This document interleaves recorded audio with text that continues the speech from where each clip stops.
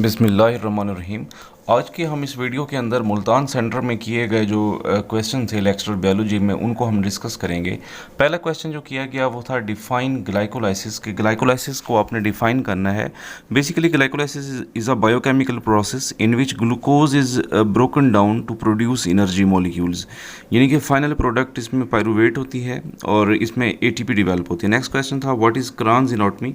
Basically हमारे पास क्रान्स इनॉटमी का concept C4 plants के अंदर पाया जाता है और इसका जो मेन फंक्शन है वो ये है कि ये कार्बन डाइऑक्साइड की जो फिक्सेशन है उसको जो है ना बहुत ज़्यादा इफेक्टिव जो है ना वो बनाया जाता है। बेसिकली स्पेशल स्ट्रक्चर होते हैं which are present in the leaves of C4 plant where the tissue equivalent to spongy mesophyll cell is clustered in a ring around the leaf veins. यानी कि लीफ वेन्स के around क्या होते हैं, ring like structures जो है ना वो मिजोफिल सेल्स के प्रेजेंट होते हैं बंडल शीट सेल्स के आउटसाइड के ऊपर।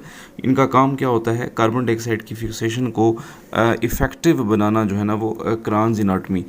उसके बाद है हमारे पास साइटोलॉजी और सेल बायोलॉजी के अंदर डिफरेंस। तो बेसिकली ये एक ब्रांच ऑफ बायोलॉजी है that studies the structure function as well as behaviour of the cells. So इसमें दोनों जो टर्म्स हैं cell biology as well as cytology, dear aspirants, both are the same terms और इसको हम इस्तेमाल करते हैं सेल की स्टडी के लिए, जिसमें सेल के स्ट्रक्चर्स को हम स्टडी करते हैं। इसके अलावा सेल की जो है ना मुकम्मल जो फीचर्स हैं वो तमाम के तमाम हम इसमें स्टडी करते हैं। बेसिकली सेल आप जानते हैं it is the basic unit of life that is responsible for the living and function of the organism. कि जितने भी लिविंग ऑर्गेनिज़म्स के जो है ना फंक्शंस हैं या जो भी उनका जो आप कह सकते हैं कि मैकेनिज़्म है वो बेसिकली सेल ही उसको क्या कर रहा होता है डियर स्टूडेंट्स, कंट्रोल कर रहा होता है। तो ये एक हमारे पास जो है ना इसकी बायोलॉजी की ब्रांच है। उसके बाद है what is probe and why it is necessary in genetic engineering.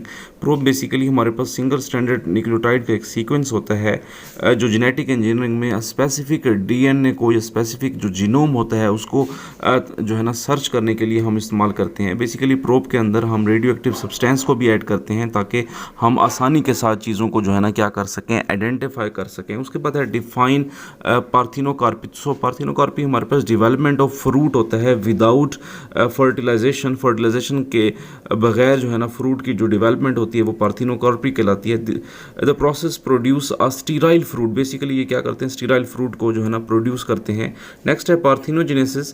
Parthenogenesis क्या होती है, फॉर्म ऑफ रिप्रोडक्शन होती है which an egg can develop into an embryo without being fertilised by sperm. यानी कि स्पर्म की फ्यूजन के बगैर जो है ना हमारे पास जो एग होता है वो एम्ब्रियो में कन्वर्ट हो जाता है। नेक्स्ट है लामार्किज्म। सो लामार्किज्म जो है ना एक ऐसा फिनोमिना है जिसमें हमने ये देखा है कि कैन पास के कुछ traits can pass from offspring physical characters that is parent organism acquired through use and disuse during their lifetime. यानी कि लाइफ टाइम के अंदर जो करेक्टर डेवलप होते हैं पेरेंट्स के अंदर यूज और डिस यूज के जरिए वो उनके ऑफ स्प्रिंग्स के अंदर भी जो है ना ट्रांसफर हो जाते हैं। This concept is known as Lamarckism. जैसे कि जेरेफ की एग्जाम्पल जो है ना जीन बैप्टिस्ट डी लामार्क ने जो है ना वो दी थी। इसी तरीके से उन्होंने स्नेक्स के बारे में भी बताया था कि द एंशिएंट जो स्नेक्स हैं उनकी जो है ना पोर्ट्स थी बट उन्होंने पोर्ट्स का जो है ना इस्तेमाल नहीं किया तो वो ख़त्म हो गई।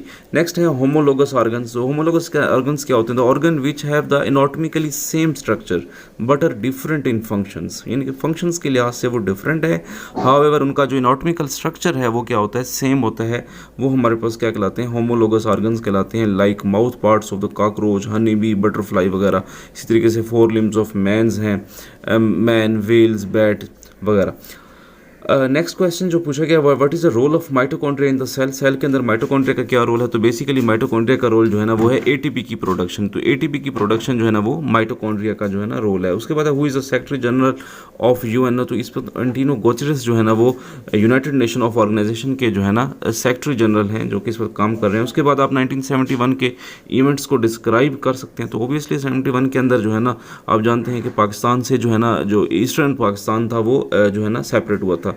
उसके बाद can you tell me your hobby. तो डियर स्टूडेंट्स आपको आपका हॉबी का भी इल्म होना चाहिए और उसके बारे में आपके पास इनफ नॉलेज होना चाहिए ताकि आप क्या कर सकें, चीज़ों को डिस्क्राइब कर सकें और बता सकें।